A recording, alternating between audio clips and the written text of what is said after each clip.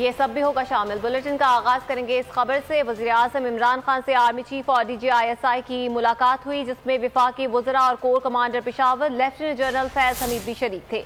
वज़ीर-ए-आज़म हाउस में होने वाली मुलाकात में Imran Khan, general Qamar Javed Bajwa, lieutenant general Nadeem Anjum, lieutenant general Faiz Hameed और विफाकी वज़रा मौजूद थे।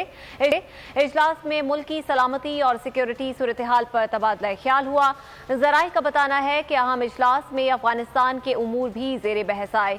सानेहा सियालकोट के तनाजुर में कौमी एक्शन प्लान पर मुअस्सर अमल दरामद को यकीनी बनाने पर भी बातचीत हुई।